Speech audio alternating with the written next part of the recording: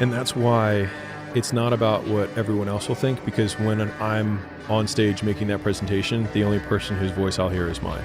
And I will know if I have done everything in my control to be prepared or not. And what's the best thing that comes out? I didn't do everything that I could to prepare, and I managed to fluke my performance. Right. I managed to close my eyes, throw the dart, and oh wow, it hit the bullseye. You'll even know that. There'll even be guilt. You won't even be able to fully enjoy your success. And that's it. Because you'll have tarnished it with your lack of input.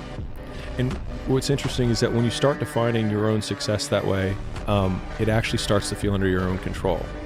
But the downside is you realize that you can do very few things. And then all of a sudden life feels very short because you're like, shoot, there's not that many things I can do before I die if I'm going to actually do my best. And what was interesting is I was talking to a CEO friend of mine. He's a public CEO. And he was like, I need to start making content, right? I'm like, dude, managing $1 billion company. I was like, you're doing okay, man. But because of that type of person, he's like, I need to be doing better with my content, right? He's got a few 100,000 followers anyways. And so I was like, all right, well, how many pieces of content you putting out a week? And he was like, well, I mean, I put out one a day. And I was like, dude, we put out 300 a week. And he didn't even respond. He just pursed his lips and nodded. He was like, thank you for resetting my minimum standard. That's all he's like, thank you. And I'm sure when you talk to Phil Heath and he talks about the volume that is required in order to gain muscle and how dialed in he is with food and all the other things. Just the amount of sheer work, the biggest change biggest reason that I've had significantly larger returns or outcomes that have happened later on in my career, and they continue to get bigger and bigger, is because the minimum standard for how much work I know I can do on something has multiplied 100-fold. I look at the first presentations, I was telling Quinn this earlier, I look at the first presentations I ever gave. And I remember thinking to myself when I had this, I was like, this is a good presentation. And it's 25 slides with a heading and 3 bullets on each slide. And being like, man, this is good. I'm like, this is a pittance. This is an afternoon. But in my mind, if I spent a whole day on something, that was a lot of work. Now I like using this term measure in hundreds, which is measure in hundreds of hours. How many hundreds of hours have you put towards something? If you do that, I promise you the thing that you're making will get a lot better. And you'll also see how much more you're capable of, which is what I think, my undertone of listening to what you were just saying with the podcast is the more you do, the more you realize you can do.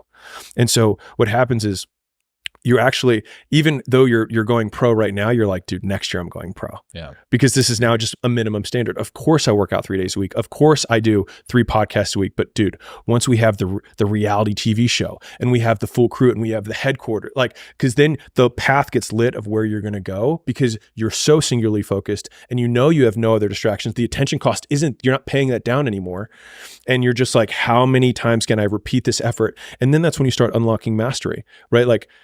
I have this process for creating presentations, and before we turned on the mics, we were talking about it, but it's I've done a handful of presentations in my life and I've gotten decent at making them, but the process now is so refined, which is it is game tape.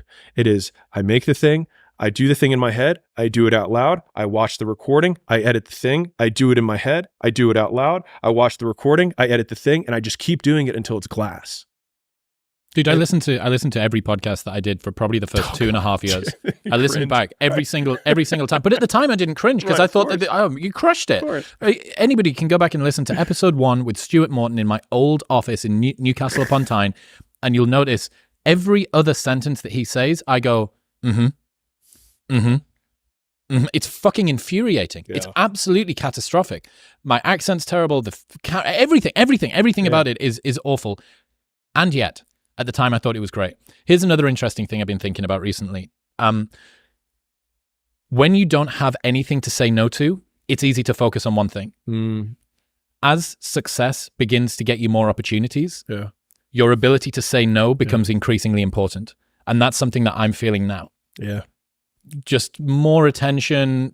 We're hockey sticking quite aggressively. Yeah. And I'm not anywhere near even middling Z-list fame. Yeah. But it's enough for people to see what they think is a penny stock and decide that they're going to try and throw their hat in the ring. Yeah. Which means that there's 20 things I need to say no to every single week from new people that want to do a thing. Why don't we try this thing? And why don't we do that thing? And why don't we do the other thing?